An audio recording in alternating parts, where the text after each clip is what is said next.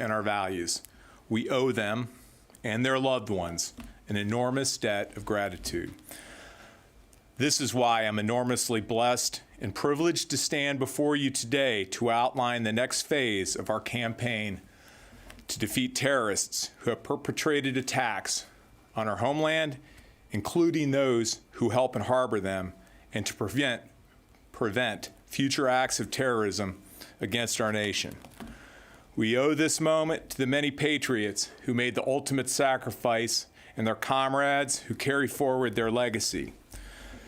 Together, we have mourned the loss of more than 6,900 American troops who gave their lives in Afghanistan and Iraq, and we will never forget the more than 52,000 who bear the wounds of war and all those who still carry its scars, visible and invisible.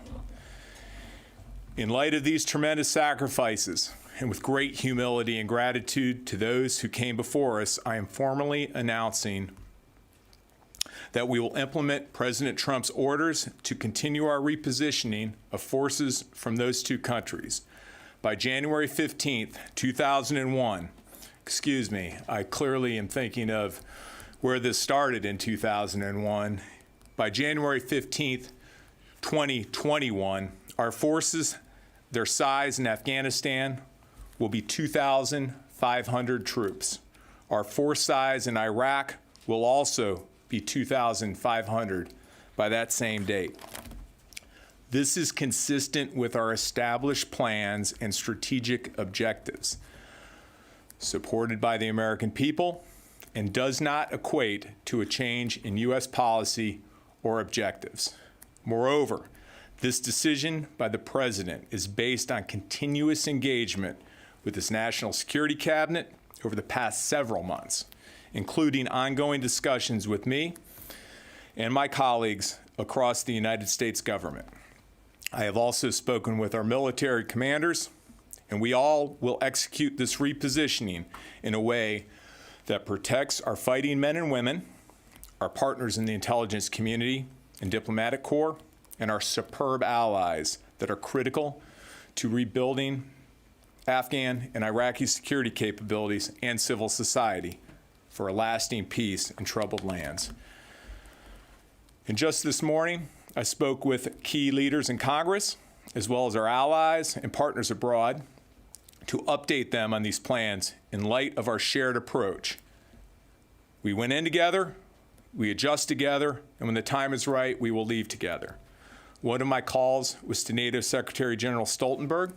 Another was to Afghanistan's President Ghani, who expressed his gratitude for every American service member who has fought for peace and strengthened the long-standing friendship between our countries. President Ghani highlighted the caliber of our troops, which he noted has always been more important than the quantity. We continue to stand with him as his government works toward a negotiated settlement for peace. Meanwhile, let us remind those who question our resolve or may seek to interfere with this prudent, well-planned, and coordinated transition.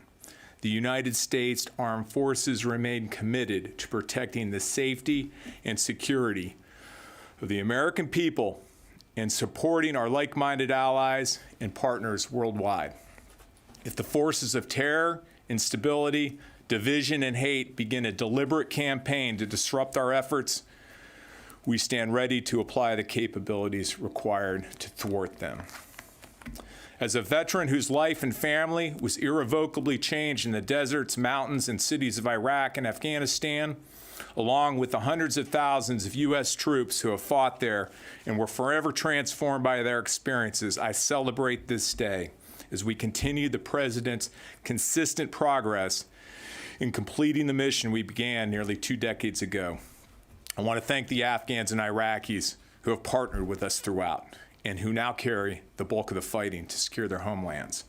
I want to thank our NATO allies and other partners who have fought alongside us and taken the lead on training and advising the Afghan and Iraqi security forces. We will continue to support their efforts.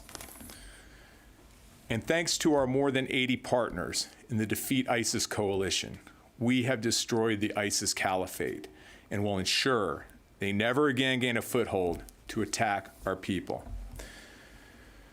In closing, we set out to accomplish 3 goals in 2001. First, go abroad and destroy terrorists, their organizations, and their sanctuaries.